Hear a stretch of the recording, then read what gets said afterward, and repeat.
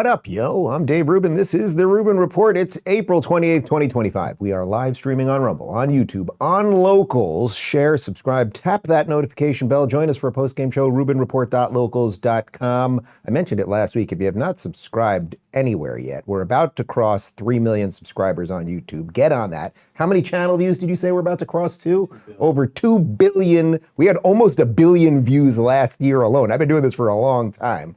Somehow we got to 850 million views last year, and we're about to cross 2 billion channel views. I'm just talking about YouTube, but we're crushing it on Rumble too. Appreciate all that. Ready to roll, refreshed on this Monday, and we got a jam-packed program for you. I would say the title of today's show is Crazy People versus Non-Crazy People. And you just have to decide what side of the aisle you want to be on. You could say it's conservative versus liberal, Democrat, Republican, we can authoritarian, libertarian, we can pick all the words that we want to put in this. But at the end, where we are at in America right now, maybe where we're at across the globe right now, is just you want to be batshit insane. There's a side you can go to. And if you want to be just kind of roughly normal, as any of us would have thought normal was in 1995, we got a party for you to come to. We're going to talk about a whole bunch of judicial activism that is out of control right now. I mean, judges literally breaking the law and some of them being arrested for it. We're going to jump over to the White House Correspondents Dinner, where you're not going to believe this. They suddenly realized that Joe Biden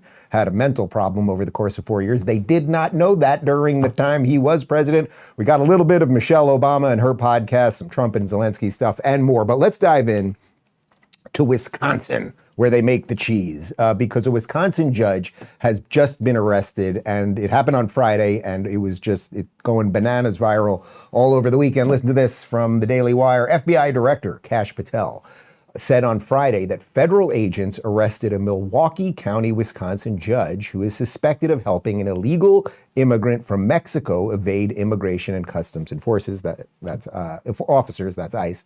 Last week, ICE agents showed up at a Milwaukee courthouse to arrest a Mexican citizen after a hearing before Judge Hannah Dugan. The judge directed ICE agents to wait in Chief Judge Carl Ashley's office and then told the defendant to exit the courtroom through a side door, the Milwaukee Journal-Sentinel reported. We believe Judge Dugan intentionally misdirected federal agents away from the subject to be arrested in her courthouse, Eduardo Flores Ruiz, allowing the subject, an illegal alien, to evade arrest, Patel said in a post that was initially deleted. Thankfully, our agents chased down the perp on foot, and he's been in custody since, but the judge's obstruction created increased danger to the public. So he deleted the tweet. I think there was a typo or something, and then did put that tweet up. So it wasn't that there was a factual error in the tweet as far as I know. So, okay, you've got a judge who's going out of his way to help an illegal evade ICE agents. That is breaking the law. If you did that as a private citizen, let's say an illegal was in your house and ICE agents came to your house and said, do you have an illegal here? And you misdirected them. You were like, no, actually, I saw him 3 houses over. And while they looked that way, you helped him get out the back. You would be in trouble. And judges are not above the law, right? Lady Justice, she's blind. That's why she wears the blindfold. Well, I guess she's not blind, but she wears a blindfold to mimic being blind. Anyway, here is Scott Jennings, you know, the one sane man over on CNN who is trying to just talk some basic common sense into these lunatics, explaining what's going on over here. I believe we have the stinger.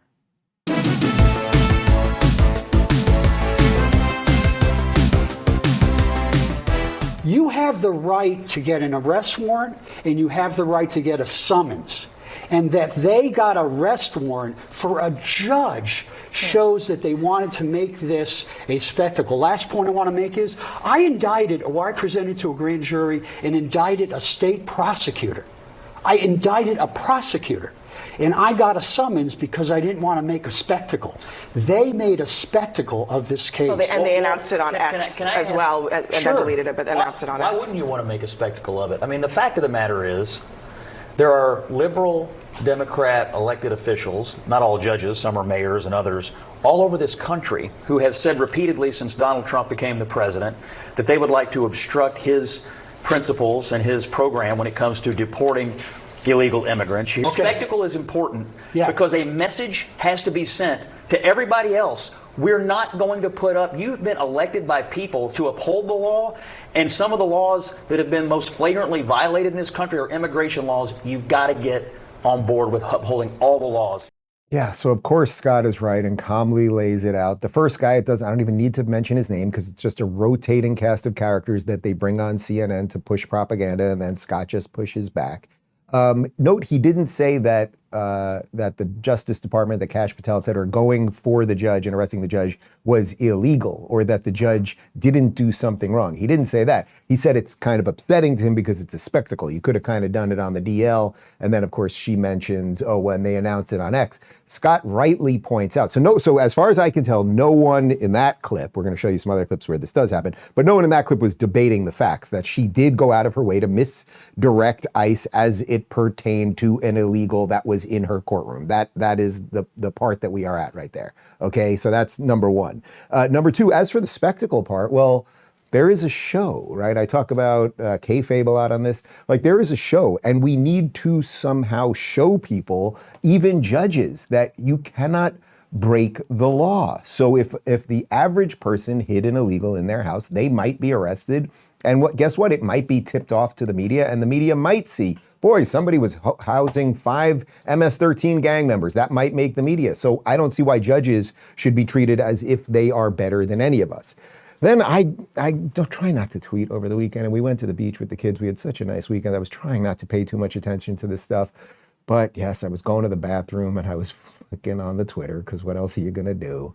And Ro Khanna. Now, Ro Khanna is a Democrat from Silicon Valley, California. He's thought of as sort of the more moderate side of the Dems. I've had him on the show. You may remember this. I interviewed him a couple months ago in DC. We had a very nice chat. We disagreed on a whole bunch of stuff, but I thought he was a pleasant enough guy, and it was nice to sit down with a Democrat, because we reach out to Democrats all the time and we always get no's.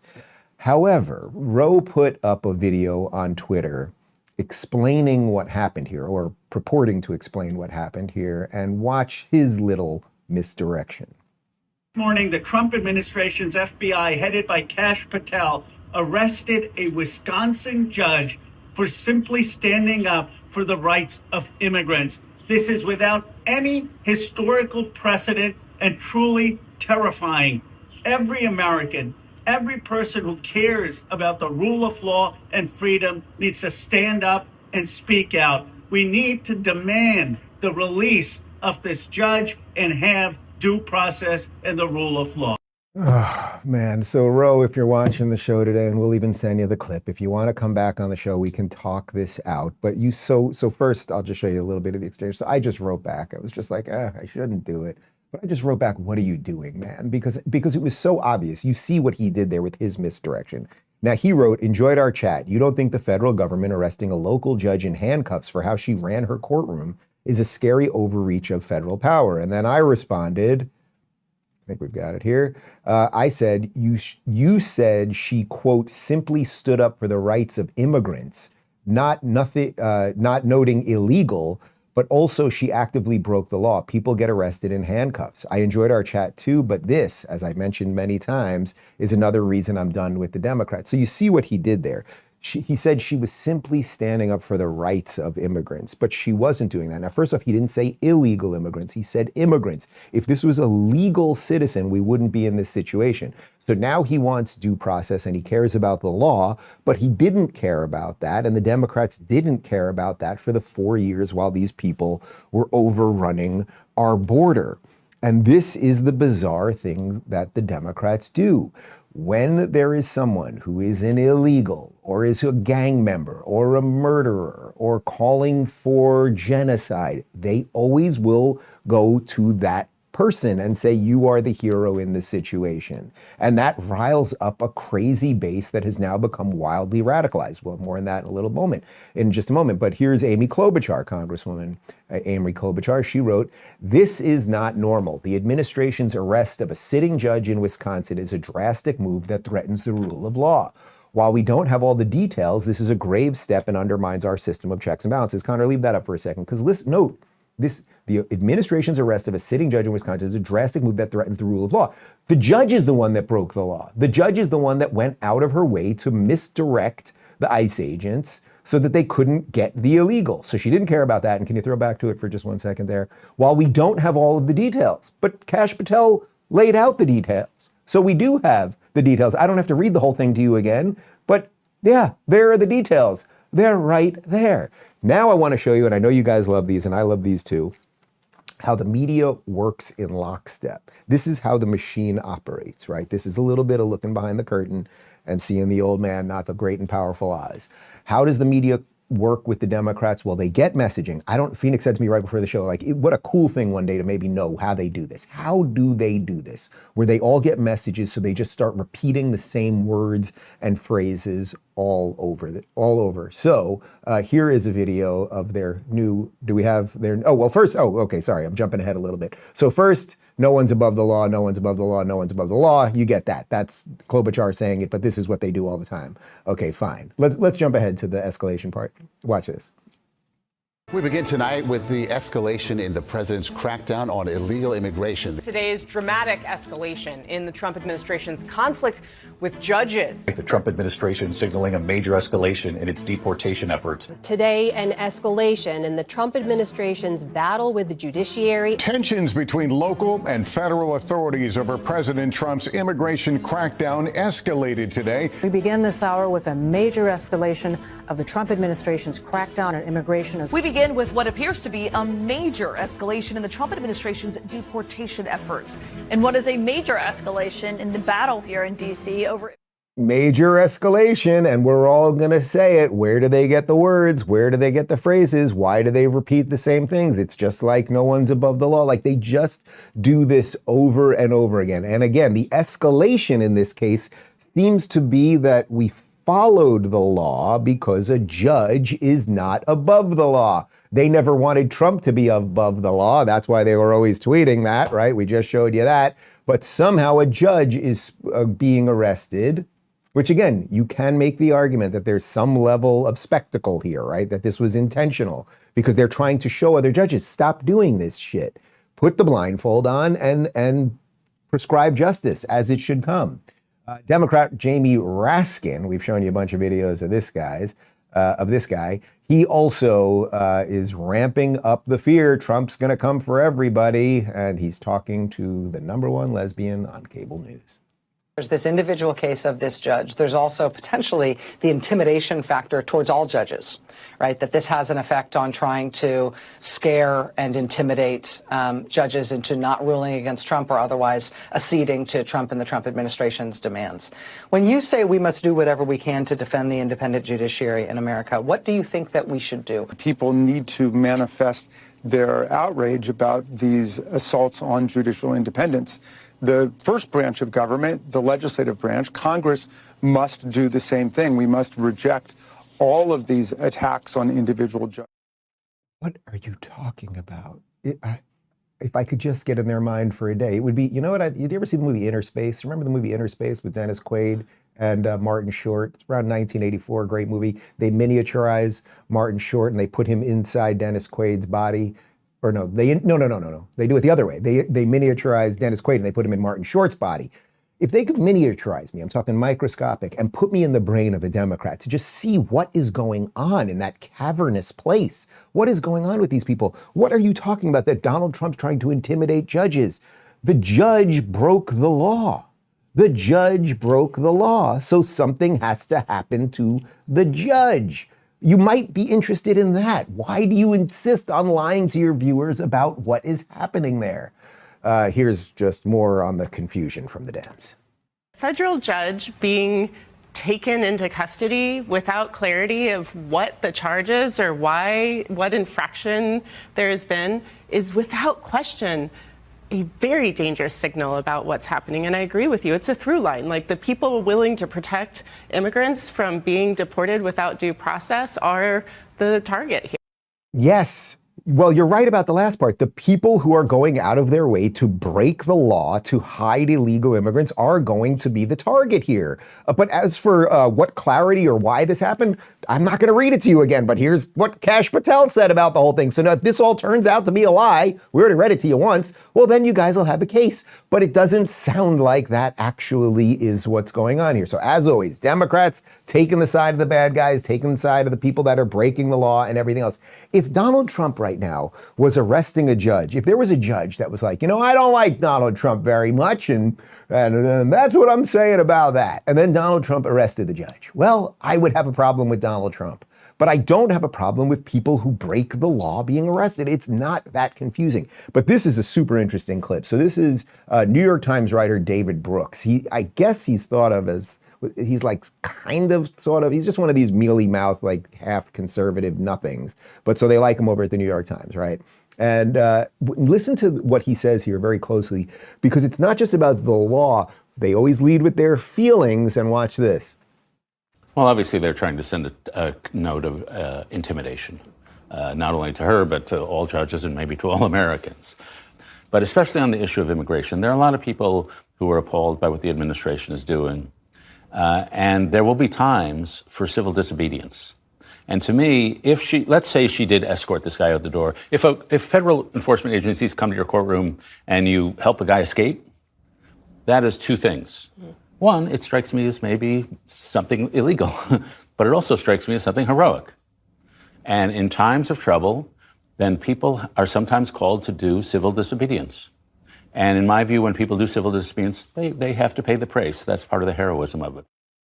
Wait, did he say they have to pay the praise or the price? They have to pay the praise? Okay, it's just pathetic. Like, I really can't stand people like this. He basically you see the way he mealy-mouthed said it? He was like, yeah, she broke the law, but she's a hero, right? She's a hero. And no, she's not a fucking hero. She broke the law the same way you watching this on the other side of the screen right now. If you have an illegal gang member in your house and someone shows up from ICE and says, do you have an illegal gang member in your house? And you're like, oh my God, look at that balloon. And then you got it. How would you be treated? So do you want a class of people called judges because they wear robes?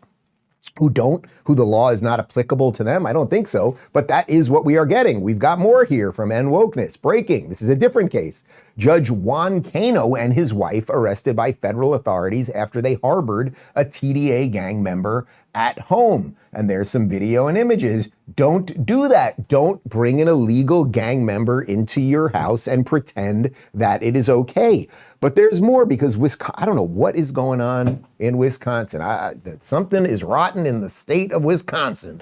Listen to this from Ian Yeager, an ex-commentator. Report: Wisconsin Governor Tony Evers' administration instructs all state employees to help illegal immigrants avoid ICE. Instructions for state employees: do not answer questions, including when an agent asks about someone you know or presents a warrant with an individual name. Do not give the agent access to any papers or files or computer systems. How can we operate as a country if we are going to allow this? Let's put aside what all of our broad feelings are about immigration, whether you have to do something about the, say, 12 million people who have been here for years and that, are in communities and have children or whatever. And then let's put aside the 12 to 15 million people that came in over this last stuff, and then the gang members and let's put aside all of the specifics around it. If we are going to have certain states that are going to say, oh, if the government comes around looking for people who have, by very definition of being here in the first place, broke the law, put aside all the other crimes they may have committed and everything else, and they don't pay into the system, and yet they drain the system, and can they then vote, and do they need IDs, and all of those things. If we're going to have certain states that are going to literally instruct their employees, so now this is where they always talk about a constitutional crisis. This is where you could get into a constitutional crisis about federalism. Because if a state is to say, do not cooperate with the federal authorities, as the federal authorities are doing what they're supposed to do, which is protect the border. Now, the states should be helping out with that. We're doing it in Florida, and we'll have more on that in a second. But if certain states are not going to, it's not even that they're not just doing it, they're going out of their way to instruct state employees to ignore federal law. That's how you get into an intractable situation. And I don't know how we get out of that. But I suppose this is a fight that we needed to have. And to get to Scott Jennings' point earlier, maybe that's the point of the spectacle. If we were to do this without a spectacle, right? If we were to do this without having a camera there and everything, then one person would do it, but it would keep happening elsewhere. But if we can blow it up so it's all in our consciousness, and we can all see it, I think it becomes one of those 80-20 issues for Trump. So we will see. We'll have more on what's going on with ICE in just a second. But first, Rumble Premium. Free speech is under attack, but Rumble refuses to back down. We've always believed in empowering voices, no matter how unpopular, and now we're taking that fight to the next level. When major advertisers conspired to pull their dollars, even brands like Dunkin' Donuts turned their backs. But we're not here to fit a mold, we're here to defend free expression. To strengthen this mission, we're excited to offer Rumble Premium, a completely ad-free experience with exclusive benefits for viewers and creators. You'll find exclusive content from creators like Russell Brand, Dr. Disrespect, Timcast, and the Mug Club with Crowder. It's more than a subscription, it's a stand for free speech. Your voice matters. Join Rumble Premium. For a limited time, you can get $10 off the annual plan using promo code Rubin. Visit rumble.com/premium/Rubin and claim your discount today. Whether you join Rumble Premium or simply keep watching, your support helps keep free speech alive. All right, so we've got some info out of Wisconsin that we've been talking about, and there's just something very, very weird going on there. A governor instructing state employees not to work with ICE, thus allowing as many illegals as they want to take residence there, to commit crimes there, to hide, et cetera, et cetera. Now let's contrast that with the free state of Florida. Here we have video of Assistant DHS Secretary responding to a news anchor about the 780 illegals that we arrested this week. Nearly 800 illegal migrants were rounded up in just about 4 days, including a man convicted of homicide in Colombia, an MS-13 gang member from Guatemala, a Russian illegal who was actually wanted by Interpol, and a suspected Honduran gang member. So it sounds like a major success, at least from the outside. But I'm wondering, will we see more operations like this? And are you planning on working with, say, other states in a similar fashion? Kevin, this was a major success. It was a large-scale operation. And to your point, this is just a preview of what's to come throughout the nation. All right. So you can do things when you want to do things. Decline is a choice, not an inevitability. You can have a functioning state government like we have here in Florida. And by the way, when DeSantis was pushing to make sure that the Florida legislature was going to work with Trump on this, even the Republicans, some of the Republicans, we've got some squishy Republicans right here in the Florida legislature, they were working against DeSantis on this. They didn't want him to coordinate with the federal government. He vetoed their bill and made sure that we now have the strongest possible policy so that we will work with ICE. Thus, 800 people basically got deported in 4 days, kicked out of our state. And as a Floridian, hallelujah. Hallelujah. Maybe some of those people were nice people. That's possible, but they were not legal. And by the way, not all of them were great people. There was a 13-year-old boy who was raped by one of these people. He's now gone too. Look at this. Samuel entered the United States from Mexico back in August of 21, and he was shipped back to Mexico. He illegally entered again sometime in early 2022, where he fled from Texas authorities, and a warrant was issued for his arrest. He was located in Sarasota, Florida in July of 2024, but because of the Biden-Harris catch and release policies, he was released back into our community. So now let's fast forward to April 13th, 2025, Charlotte County, Florida. This individual befriended a 13-year-old and an 8-year-old and decided to play a game of hide and seek. While in the woods with these two, he sexually battered a 13-year-old child, both orally and anally. The subject was later located and arrested by Charlotte County deputies, where he admitted to his crime. I mean, I don't even know what to add to that other than, why don't you know that story? Why isn't that story being played on CNN right now? Why doesn't Scott Jennings actually, I got an idea for you, Scott, over on CNN. Why don't you bring that clip? And next time one of these idiots are pretending that it's legal to hide illegals, or that there aren't too many illegals here, or it's not a problem, or that it's not worth the escalation that we're in right now, that you just play that video. Are you okay with this? And that's kind of where we're at. There are some other states that are doing it. Florida's really I would say the shining star right now, but Colorado, and Colorado is kind of this squishy, purple, weird state. Jared Polis, who's the governor, he's a Democrat, but he's not like completely bananas insane, but then also does a lot of the woke shit. It's hard to say. But check out this from AF Post. Over 100 illegals were arrested in a nightclub raid in Colorado Springs tied to gang activity. And there you see, sorry guys, you cannot come to our country, do gang activity and sell drugs and then also party all night with your Cavassier while listening to Rihanna. They're playing a lot of Rihanna now? Yeah, I gotta laugh back there. Rihanna, she's cool. I mean, the woman wrote a song about an umbrella and it was a #1 hit. It's crazy, you know?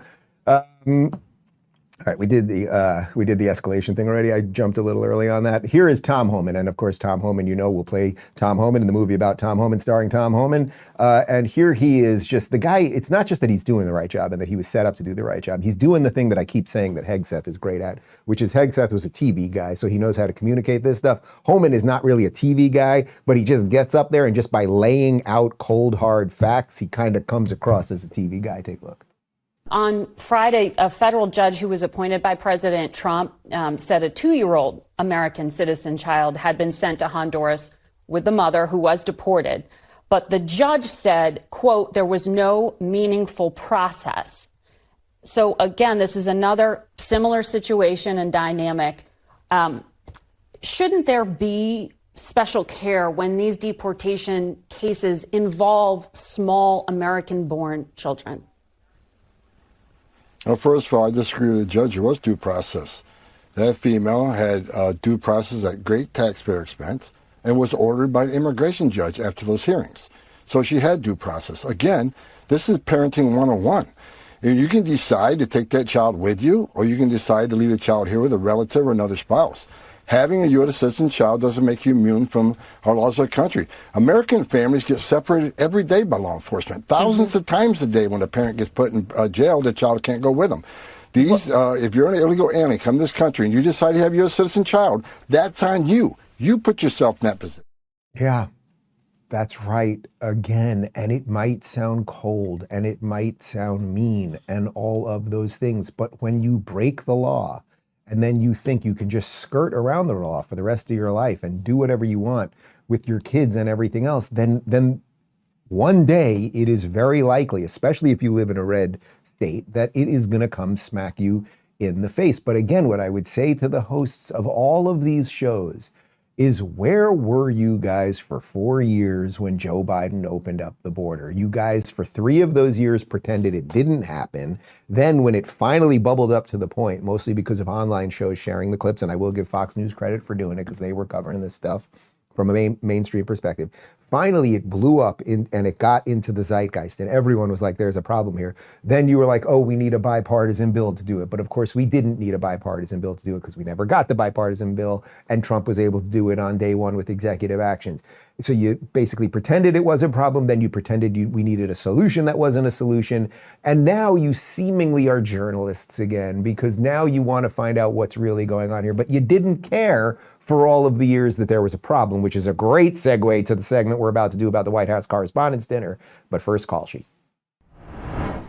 All right, guys, let's jump up north for a second. Canada heads to the polls this Monday, April 28th, and it's shaping up to be a fascinating one. Now, if you want a clearer read on where things actually stand, not just the spin from political pundits or corporate media echo chambers, I always check what the betting markets are saying. Kalshi has a live market on who will be prime minister after the election, and you can see where the money's flowing in real time. It's not just vibes, it's what people are actually betting on. If you want to try it out, go to my special link at callsheet.com/Rubin, where you'll get $10 free when you trade 100. Big week ahead. Let's see how it plays out. Yeah, we will cover that tomorrow, by the way. Canada is at the polling station right now. Will it continue on its liberal slide to insanity? Will it do something perhaps a little more conservative and sane? We shall see. Will it end up being the 51st state? Trump hinted at that again this morning. Who knows?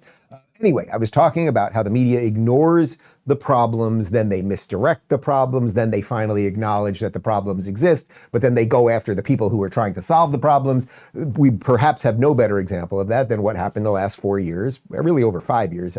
And you could probably argue 6 years with Joe Biden's cognitive decline. Why is it that I was doing videos about it in 2019, and yet most mainstream media wasn't covering it at all, to the point that Jake Tapper, who was one of the people not covering it, has a book coming out next month about the fact that the media wasn't covering it. You got to give him some credit for that kind of hypocrisy. Here is Axios. So it was the White House Correspondents Dinner over the weekend, and this thing has just it used to be fun.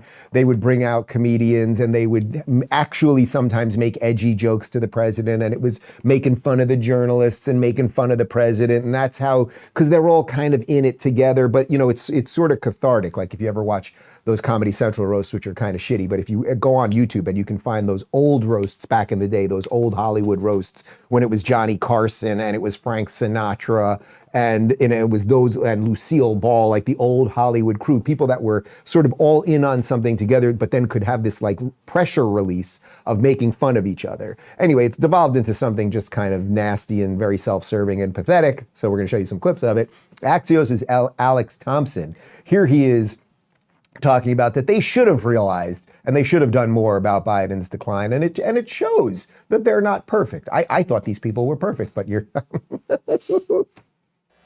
President Biden's decline and its cover-up by the people around him is a reminder that every White House, regardless of party, is capable of deception. But being truth tellers also means telling the truth about ourselves. We, myself included, missed a lot of this story, and some people trust us less because of it. We bear some responsibility for faith in the media being at such lows. Your decades of daily battles on behalf of reporters is why this award is one of the great honors of my life. Let me get this straight. This guy got an award there, and then in the award, he basically was like, we all suck, and they actually applauded at that. He's like, well, we didn't really do our job.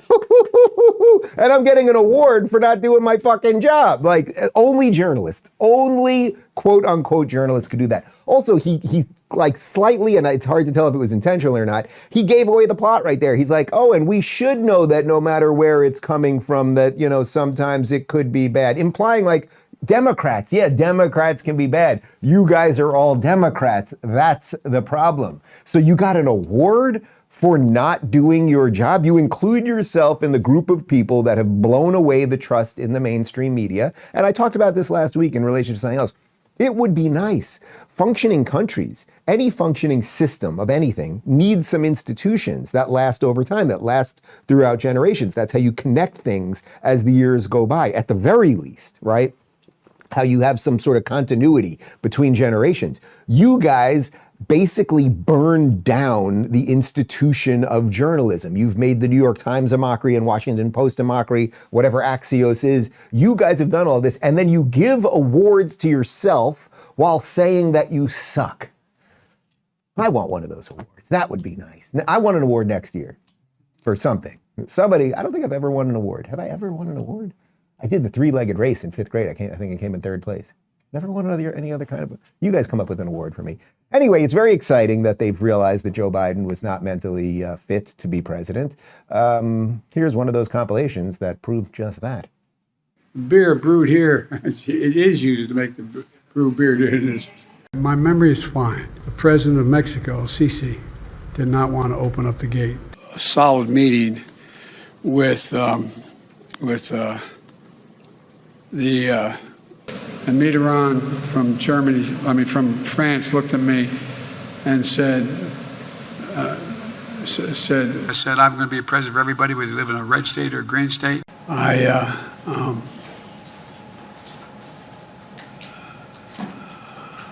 Anyway, I don't want to. And making Roe v. Wade. The best way to get something done, if it holds near and dear to you that you like to be able to Anyway, of Putin's kleptocracy. Yeah. $159 billion left. America is a nation that can be defined in a single word. I was going to put him. What am I doing here? Look, I know my mom gets annoyed when I show those clips. It could happen to all of us. It's not fun to make fun of cognitive diseases, right? Every family will be affected by this. Many of us will be affected by this. There's all sorts of cutting edge technology that's going to hopefully solve some of this stuff. The funny part is that they pretended, right? Like that people watch that.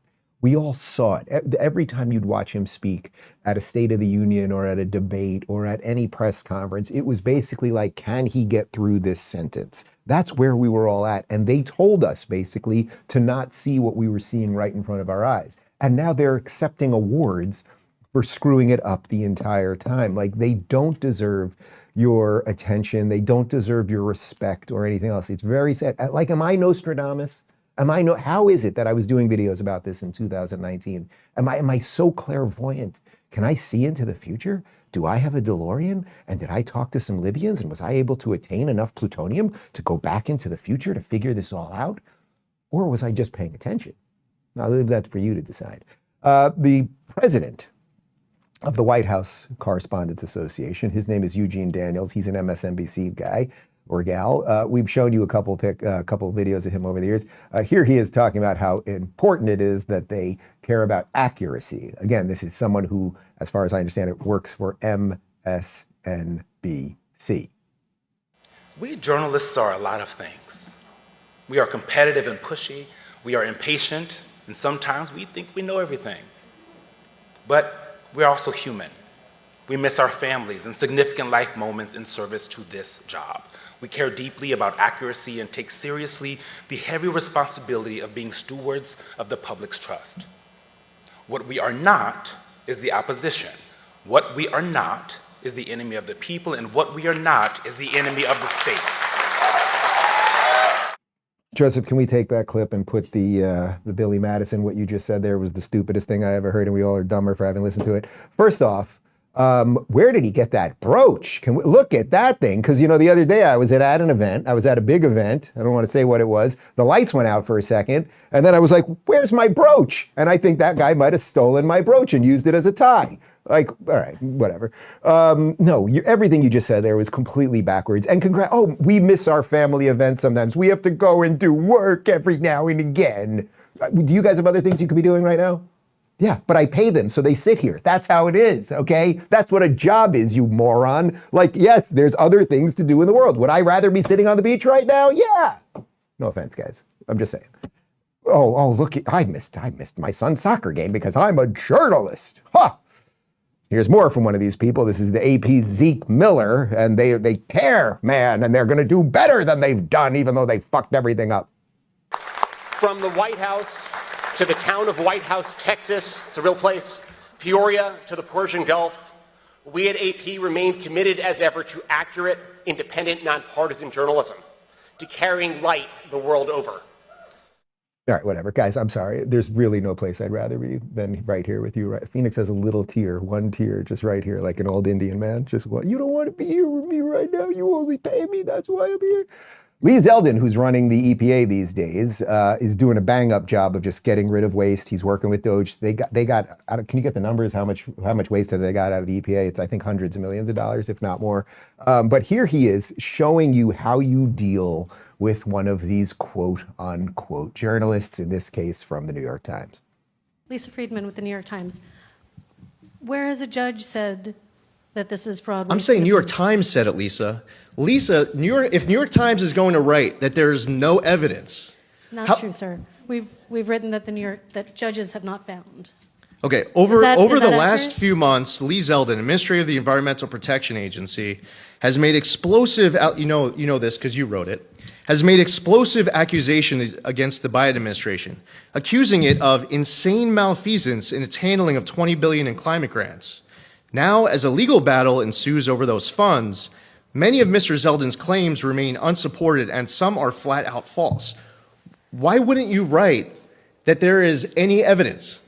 Could you point us to where the judges have found that there's waste, fraud, Oh, and see, abuse, it's sir? not that easy for you, Lisa. See, because you guys are writing stories. These are your words. These aren't the judge's words. So if you want to ask the question, I'm referring to one of your stories.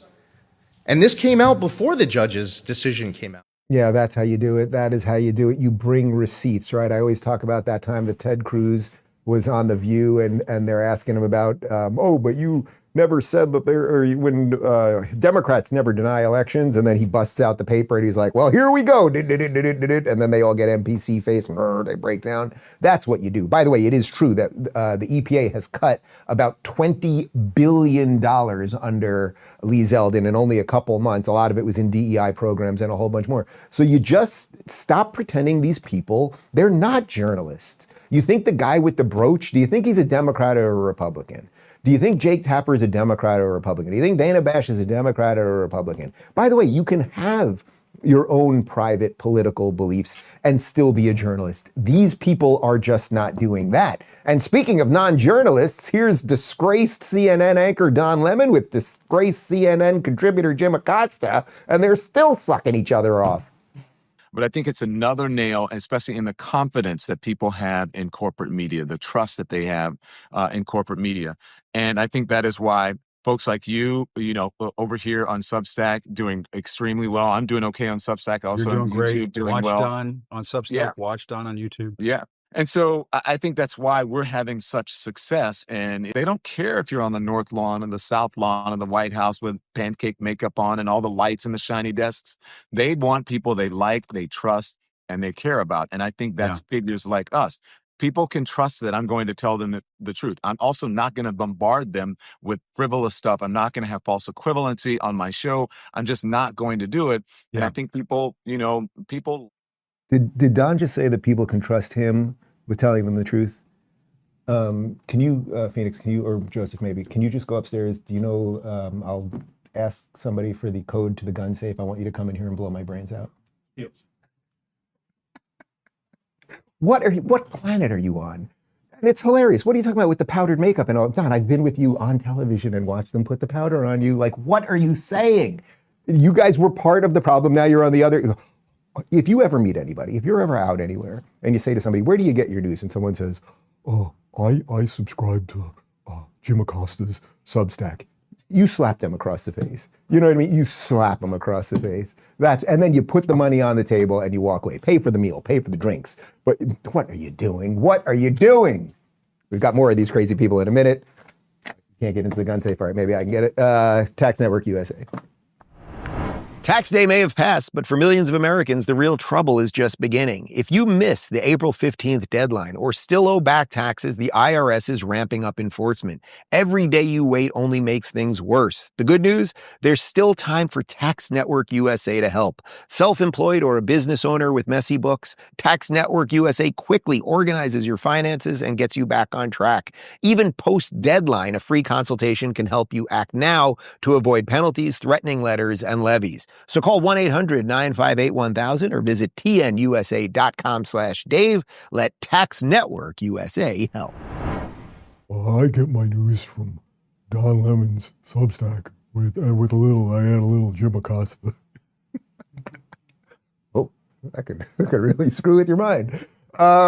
It's not just these guys, though. Something's happening to all of these people. I don't know. They've lost control of everything. So they're getting awards for doing all the wrong things. They're lying about everything. And then there's this other set of people who've been in power for a while who aren't in power at the moment, but they still want your attention so desperately. So for some reason, I'm going to give it to them right now. Michelle Obama, she's got her podcast and she's out there on the road and she brings her brother and I don't know why we're bludgeoning you with this, but she's kind of upset that she's not getting recognized as much as she used to because she just wants you to know she's a regular person just like you. There are a lot of people here of all ages who are trapped by their phones. And when you talk about us being disconnected and not talking to each other, I am not out in the world like a normal person anymore. But when I am, people don't even recognize me. You know why? Because they're on their phones. Nobody is looking at each other. I could walk right past somebody with a hat on, and I'm just a black woman in a cap. But that's because I don't know. No, I've done it. I don't know about that. I have done it. I fly commercial. I am out there with the people, and folks are not paying attention. I fly commercial. So. Okay. Okay. Oh, sorry. I was reading a 1991 Blazers versus Bulls box score. Yeah, nobody's paying attention to you, lady. Nobody's paying attention. And I don't know if it's because they're on their phones or not, but people don't like you. You do not deserve to be liked. Your husband actually turned out to be a horrible human being who only 2 days before this last election pushed the Very Fine People hoax once again. He's a racist, and I don't know what to make of you exactly, right, Mike? Like, I don't know exactly what's going on there, but you're not particularly good people, and sorry if not enough people, it's so sad for you, not enough people are saying hello to you. Maybe you need to articulate your pain more. If people understood your pain, I mean, you were the first lady, that must have been rough. You're a multimillionaire, you get to produce shows on Netflix, you're good, but if you talked about your pain, if you could just victimize yourself a little bit more, yeah, maybe we'd care a little bit more. We showed you this one last week, but I think it illustrates the point. We don't articulate as Black women our pain because it's almost like nobody ever gave us permission to do that. And does anyone care? Yeah, there's Will that. they care? If we knew, I think we would care. If we knew. Mm-hmm. If we knew. Or, yeah, and we have to ask ourselves, the men in our lives is, why wait to be asked? Mm-hmm. It seems like what we go through is pretty obvious. I mean, maybe we're not complaining, but we're actually living life out loud, Yes, because that's what people want, for you to articulate your pain. I realized as I was watching that, I haven't asked you guys about articulating your pain here. You two are white. Why don't I have a Chinese man here, Joseph. Joseph, come in camera a little bit more so they can see you're fully Chinese. People don't ask Chinese people about you're American also, so I don't want to belittle you in any way. People don't ask you about your pain probably. Are you in any kind of pain? As a Chinese American, are you in any sort of pain? I mean, my left pinky kind of hurts. Oh, does it? Yeah. We have a first aid kit back over there. Yeah, I think it's due to emotional problems though. Okay. It's very hard to emotionally articulate. Do you feel better now that I've asked you that? Way better. Honestly, it's healed. Thank you, Dave. My pleasure. That's what I'm saying, people. Find a random person who looks a little different than you and ask them about their pain. Be a good American. One more from Michelle. My decision to skip the inauguration, what people don't realize, or my decision to make choices at the beginning of this year that suited me were met with such ridicule and criticism. Like, people couldn't believe that I was saying no for any other reason, that they had to assume that my marriage was falling apart. Right. Mm-hmm. It's like, while I'm here really trying to own my life and intentionally practice making the choice that was right for me, and it took everything in my power to not do the thing that was right, or that was perceived as right, but do the thing that was right for me. Mm-hmm. But then you become a shock absorber. Yeah. And that's what women are. Yeah. Shock absorbers. Yeah. And that's exhausting. And it's not healthy. Yeah. It is not healthy. Mm-hmm. You've had to be shock absorbers for your husband, for your children, for your mom, for your family, your loved ones, because of where you were sitting in the public eye. Mm-hmm. That's not fair to you. I think the reason that I'm actually trying to show you those clips is because the deep level of narcissism and desire for victimhood that she's illustrating right there, and she brings her friend on, oh my God, you had to do it, you shock absorber. It was so rough for 8 years. She had to have, personal chefs everywhere and fly only in Air Force One and be treated like a queen. And then, as I said, get deals with Netflix and write books that she didn't write and all those things. But it's just so crazy that you could have it all. You could basically be one of the most powerful people on the planet. And still what she wants to instill in the minds of other people is that she is somehow the victim. And if she could only talk about her pain more and what she's been through more, because they think that creates value. And that is what the Democrat Party has done. They've gone all into that. When you hear Michelle Obama talking about that, and then people will be like, oh, Michelle Obama is one of the top 7 candidates to maybe be a Democrat nominee in 2028. It's like, do you want someone who thinks of themselves like that? Think how reverse that is. than Donald Trump, who's out there fighting all the time, fighting the machine all the time. She was massaged by the machine all of the time and still wants that victimhood. It's crazy. And speaking of crazy, we have not shown disgraced former MSNBC anchor Joy Reid in quite some time, but she's got a webcam and she's talking into it, and she's still dumb, really dumb, dumb, dumb, dumb. Each community on earth. If you take that away and try to distill us just down to white folks, we'll be like Europe, an aging, slowly dying former empire. The Roman Empire didn't survive because it didn't have enough strength in its diversity. It suppressed its diversity and it died. If the U.S. wants to be the Roman Empire, keep voting the way you're voting, y'all. Keep voting. Did you get the gun? Because that's another one worth blowing my brains out. Like, that's how the show's going to end, by the way, one day. Connor, you don't want to direct that show. You don't want an award. For that, you get an award. Directed the show where Dave blew his brains out because we showed one too many clips of Joy. What? Yes, the Roman Empire, guys, died because diversity. There wasn't enough diversity in the Roman Empire, right? There wasn't enough diversity in the Roman. Can you show the map? Look at, this is what at the peak of the Roman Empire. Look at all those. You got Italy, you got some Libya, you got Egypt, you got Spain. You're rolling into the Middle East over there. There just wasn't enough. All of those people and all of those colors covering hundreds of thousands of miles. There was just no. That's what collapsed the Roman Empire. It was really rather just extraordinary. I should do more research on that. We showed you the clip last week of George Clooney, and George Clooney, who has this horrific dye job right now, and apparently because he's on Broadway and he's doing Edward R. Murrow, I guess that's why his hair looks so ridiculous. But he looks, I don't know, he's done something with the Ozempic, too much makeup. Anyway, he's back out there, and it's very obvious why they're putting him out there. And why he did an interview with Jake Tapper on CNN last week. And it's not to promote his show on Broadway. It's because the Democrats are in such free fall, as we've been illustrating over and over. There is so no leader. The radicals are so out of control that they're trying to figure out what they're going to do for 28 or even for the midterms. But they need somebody right now to just distract while they're sorting out the craziness. That's basically what's going on here. So George Clooney did a couple interviews last week because, again, they're just pushing him out there to be like, oh, when you think of Democrats, think of George Clooney. Don't think of Hamas activists and all the other crazy people. And he went after my friend Megyn Kelly, and I'm not happy about it. Take a look. You see Megyn Kelly, she's who's come out and said, I'm not a journalist. I didn't say I was a journalist. Neither is she, by the way. Anyway. But I'm not quite sure what she's done. I've at least been to Darfur and Sudan and the Congo and been shot at and to try to get stories out. I'm not quite sure what she has done to be a journalist.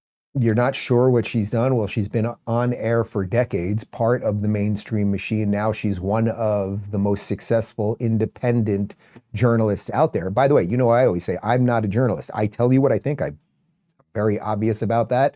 And you know my opinions, and I report things to you, and I hope I get as many of them correct as possible. But I am telling you what I think. This is opinion, what we are doing for the hour when we're here. I think Megyn does something similar, but Megyn, as far as I know, does consider herself a journalist, and she's got the chops, and she does go to places, and she interviews all sorts of people. Congratulations, you were shot at in Darfur or wherever else. But but the real question, the real reason I'm showing you that is, why are you going after Megyn Kelly? Because you, George, as the stopgap at the moment for the Democrats, know that people are tuning out of the machine. So you want to hack away at the people that they are tuning into, and Megyn is crushing it. That's just the truth. Here's Megyn with, I believe the kids call this a clapback. So she and George get together and they start navel gazing on stage about themselves, of course, and their vaunted profession and how bad, how just terrible the media is. He actually thinks I'm objecting to something he put on his show about me. I have no idea what you put on your show about me. I couldn't care less, sir. I was mocking you for trying to lecture journalists on how to do journalism based on your own failure to speak truth to power. That's what you failed. You only did it when you knew your candidate was going to cost you up and down the ballot. Right, exactly. So George Clooney, who was backing Biden the entire time, remember it was Clooney on stage with Obama and Biden and a bunch of other people that night when it was just so obvious. This was before the debate, when it was just, wait, was it before the debate or after the debate, actually, when they were all on stage together? It was, no, maybe it was right after the debate, right? That's interesting. Doesn't even matter, actually. We'll check. With that Clooney event, was it before June 27th was the debate? Was that before or after the debate? I think it was right after, if I'm not mistaken. We're working on it. We've got 3 guys on computers. We're gonna check. We're gonna figure it out. But the point is that he was pushing, right? He was one of Biden's main backers the entire time. We just showed you, 20 minutes ago, the video of all the Biden slurs and everything else. Why were you pushing that? Why were you pushing him on us the entire time? We'll figure out if it was before. What?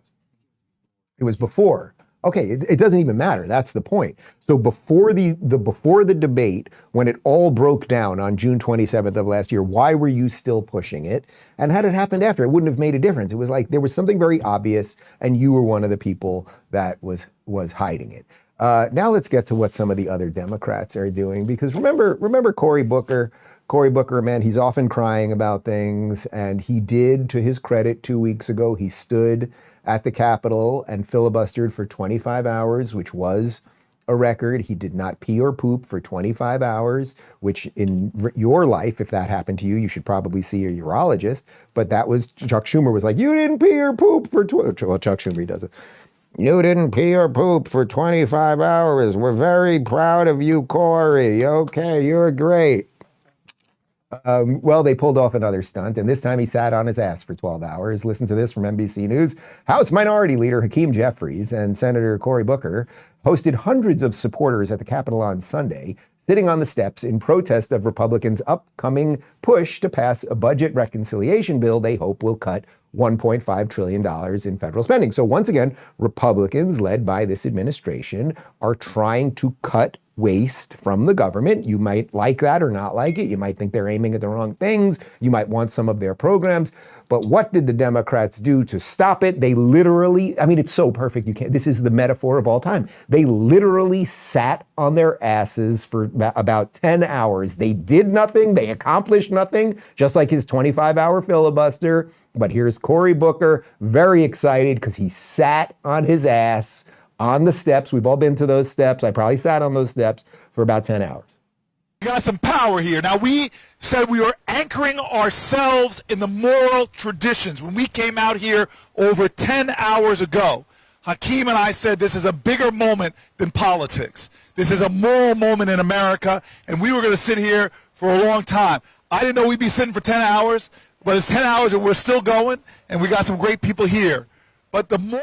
It's just nothing. You understand that? It is just, we sat there for 10 hours. You didn't accomplish anything, just like you didn't accomplish last time. You guys are perfect Democrats. You do nothing but waste time and everything else. And God, just to be clear, the Clooney event with Obama, remember when Obama walked Biden off and everyone was starting to realize it? That was a week, basically, a week to 10 days before the ultimate debate where the whole thing broke down in front of our eyes. But it wasn't just Cory Booker who was sitting there. As he mentioned, he was there with Hakeem Jeffries and Hakeem Timu Obama, I like to call him. He's just pre-programmed NPC nothingness. Here he is equating himself to Ulysses S. Grant. This is a time for us to put principles over party. Principles over party. It reminds me, I think that's a powerful moment for us. Reminds me of the letter that Ulysses Grant was said to have sent at the start of the Civil War. Of course, the great general who subsequently became president. And at that moment of great turmoil in the country literally tearing itself apart, Grant wrote that whatever my prior political positions have been, my prior opinions have been up until this point, I have but only one objective now. And Grant then said, we have a government and laws and a flag, and they must all be sustained. And what Grant said is there are but two parties in America right now, patriots and traitors. No, there's people who sit on their ass and do nothing, and then there's regular Americans who have jobs and families that have things to do. What I'm curious about is, did all of those people not get up for the 12 hours? The fat chick to the left and everybody, did nobody poop or pee for 12 hours? That's interesting to me. I'd like to know about that. But also, that's like hell. Like, can you imagine, everyone has their own version of what hell might be, fire and brimstone, guy with horns and spike, and he's yelling at you and it's very hot. I think my version of hell would be sitting on the steps of the Capitol for 12 hours having to listen to Cory Booker and Timu Obama speak. That would be it. Here's one more from Cory Booker when they did it. They did nothing, but they did it. At the 6 o'clock hour, we're officially at the 12 hours that we've been at this. We started walking in your office, got down here a few minutes after 6 o'clock a.m. It is now 6 o'clock p.m. I want to... That's so great. That's so great. You sat for 12 hours. I've seen Lord of the Rings. I've sat for 12 hours. Sorry, I know you love it. I know. I just don't, some of these little people with the hairy feet, that's not my thing. But what they've done, so they sit for 12 hours, they talk for 25 hours, they tell you America's evil and it's systemically racist. They have judges hiding illegal people. They don't care when fentanyl dealers come across, all of the stuff. So they've got all of this crazy stuff happening. They're in cahoots with the media who are constantly making everyone else afraid of Donald Trump and everything. And then what it really is doing is it's creating a mass public health crisis. We have a mass mental health crisis in this country right now. And it's leading to just, I don't even know if this is trolling. This is either trolling or this woman's completely insane. Either way, it's just great because here's AOC at a town hall climate change event, and this is just, well, just enjoy. Going to be here for much longer because of the climate crisis. We only have a few months left. I love that you support the Green Deal, but it's not getting rid of fossil fuel. It's not going to solve the problem fast enough. A Swedish professor saying, we can eat dead people, but that's not fast enough. So I think your next campaign slogan has to be this: we got to start eating babies. We don't have enough time. There's too much CO2. All of you're a pollutant. Too much CO2. We have to start now, please. You are so great. I'm so happy that you're really supporting the Green Deal, but it's not enough. Even if we would bomb Russia, we still have too many people, too much pollution. So we have to get rid of the babies. Okay. No, we'll go ahead. No. Yeah, no. Thank you. That's great. That's great. I could watch that over and over. First off, save the planet, eat the children. That's what it said on her shit. There's literally, and I mean this literally, there is literally no way to know if that was a comedian or a troll or she meant it, or the Swedish professor, does he even exist, who wants us to eat the babies? But either, it doesn't matter. And you can see it in AOC's face. Like, she's afraid to kind of be like, oh no, we're not gonna have to eat the babies. Don't worry about that. Because she, what was it, 6 years ago already, told us that in 12 years, we were all gonna die, right? Apparently that, because of climate change, apparently that didn't make it to Barack Obama's desk because he was able to buy a 30-acre estate in Martha's Vineyard, right? Bill Gates doesn't mind having the most expensive house in all of Seattle on the water. For some reason, they're willing to do that. They've all got their private islands. They're all living by the shore, but they want you to eat bugs. So they have created a situation where it is literally impossible. If that girl is a comedian, I want her on the show either way. We're going to track down that girl, and whether she's a completely insane lunatic or a comedian or just a Democrat, just an average Democrat, I'd like to have her on the show. Speaking of average Democrats, do you remember Al Gore? Al Gore was Bill Clinton's vice president. And he sort of sounds like a gay bird trying to burst forth out of a human body, like a southern, like if it was like Bugs Bunny, he would look like a bird from the South, and he'd be kind of gay, and he'd talk, whatever. He went on Bill Maher on Friday night. He went on Real Time. And, Bill is going through this interesting thing where he's admitting that Trump is not a racist. He's also saying that Trump was actually far nicer to him than other presidents who he voted for that he met, including Bill Clinton, who Al Gore worked for. And just here's Gore, and it's just endless fear-mongering nothingness. And when I see and hear over and over again the assertion of complete inaccuracies that Ukraine is responsible for starting the war with Russia. There's so many of them, and they keep asserting these things, expecting us to believe that the climate crisis is a hoax invented by the Chinese, that windmills cause cancer, that coal is clean, and they try to assert with the force of power their own special version of alternative facts. Yeah, but I guarantee that the side of the country that voted for Trump, they hear Nazi and they just go, oh, you're calling us Nazis? First of all, it's a bit of a false premise, as bad as they are. And also, it just says to them, well, you just hate us. Yeah, so again, Bill Maher getting it, and it's good that he's saying that to Al Gore's face. I want to just clean up something about Al Gore, because every time you see this man talk, you must realize he is perhaps the biggest fraud on the planet. Everything he has done to make people hate fossil fuels and the energy that keeps people warm in the winter and cool in the summer. It's not to say we can't have more green things, and I have a Tesla, so it's not to say there aren't things you can do with electric cars and all sorts of stuff and nuclear power and everything else. But this man is an extraordinary, extraordinary fraud. And if you want to know how big of a fraud he is, when Al Gore left the White House, when he was VP, he years ago, check me on this, he started something called Current TV, and it was a cable network that did like these very, very short videos, right? I was on it a couple times, actually. It was called Current TV. It was a far left, whatever, when I was a lefty. And he basically was able to use his power as VP to get on the cable channels, right? Because you got to get on the cable systems. You got to get on Comcast and everything else. That's very difficult. Anyway, no one watched the channel. It was on for a couple of years. He sold it for $500 million, a failing cable news network that had no value. Glenn Beck wanted to buy it because Glenn Beck was doing the Blaze online very early on. Glenn Beck wanted to buy it. He would not sell it to Glenn Beck because Glenn Beck was too far right. You know who he sold it to? Al Jazeera.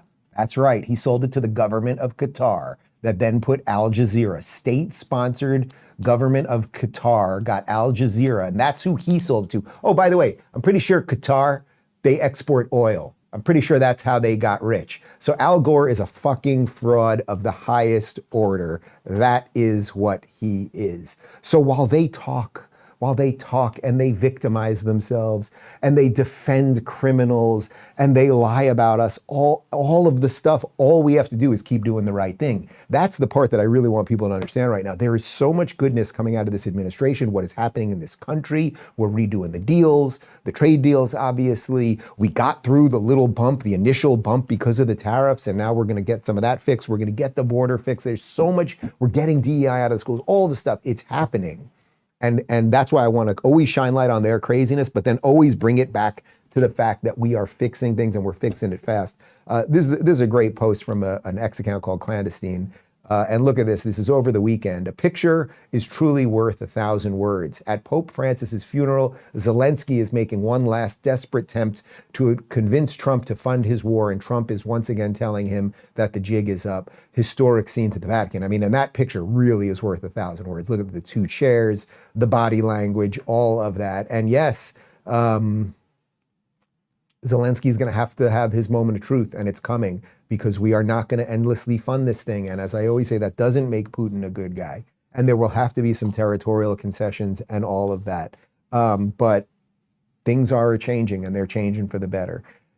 I would like to end on one clip of Jordan Peterson. We've shown you this clip before, but I thought it was the right way to end today's show, because all of these things that now are bursting forth, and the media that's pretending that they had nothing to do with all the things that they did, and the people who got fired from the media and then try to do it online, and all of the cultural rot, all of the stuff, it started somewhere.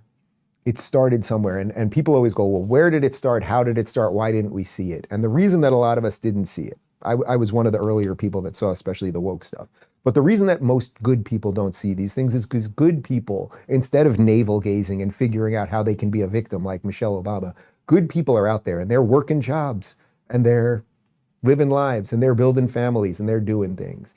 And then what happened was this elite class of people decided to break the brains of several generations of young people by infecting the universities.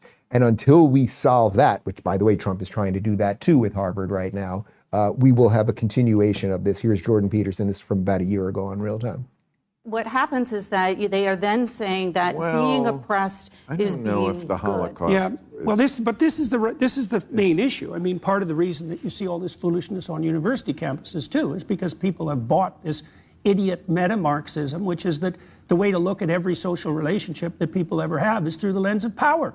And that is, we can put that squarely at the feet of the universities, as far as I'm concerned, is, marriage is a patriarchal institution and business is nothing but oppression, and you have to view every single situation that emerged historically as oppressor versus oppressed. And then once you get that, which you can get in about 2 minutes if you sit in a course that teaches that sort of thing, you have a lens to moralize about the whole world through. And then you see the situation is that the leftists have already decided the Palestinians are the victims. And as you pointed out, if you're a victim, then you're morally righteous. And even more conveniently, if you stand for the victim, then you're morally righteous, regardless of what you do with your own life. And that's pretty much what university students are taught from the time they enter the university classroom. And that's how they, orient themselves morally. And that's at the hands of the radical left, too, Bill. And that's it right there. We've let several generations of young people be indoctrinated into that belief. And then their own, as Jordan points out, their own behavior is secondary. You can do anything you want in the name. The revolution is always the point, right? It's never the issue, it's the revolution. And until we disconnect the way the institutions have abused our young people, until we can fully break that, and whether that means not going to these institutions anymore, not listening to CNN or the New York Times, or sending your kids to these indoctrination centers or whatever else, we'll keep doing it. But by the way, that's changing too, which is why we have more school choice and why in certain states we've removed DEI. So there's so many good things to see. You just got to be willing to see them and fight for them when they come to your doorstep, or perhaps even a little bit before that. Guys, one of my favorite interviews of all time that I have ever done, with the co-creator, co-writer, co-producer, and co-director of Airplane and Naked Gun and Top Secret and Scary Movie 3 and 4 and many more, David, not Zucker, is up right now. We go through a bunch of the movies, and we just had it was an absolute blast. He also has the actual, we'll do more on this soon, but he wrote the actual script to the rebooted Naked Gun 4, and because he's a little bit outside of Hollywood these days, talks to scary people like me, they did not take it. They did not take his script. They instead gave it to Seth MacFarlane, but I read the real script. He has it, it's real. The new one with Liam Neeson is gonna bomb. It's coming out on August 1st, but the real script does exist. I told him maybe I can figure out a way to fund it to make that movie, which unfortunately they won't be able to call Naked Gun anymore, but that's whatever. Watch the interview if you haven't seen it. Post-game show 30 seconds, RubinReport.locals.com. Adios.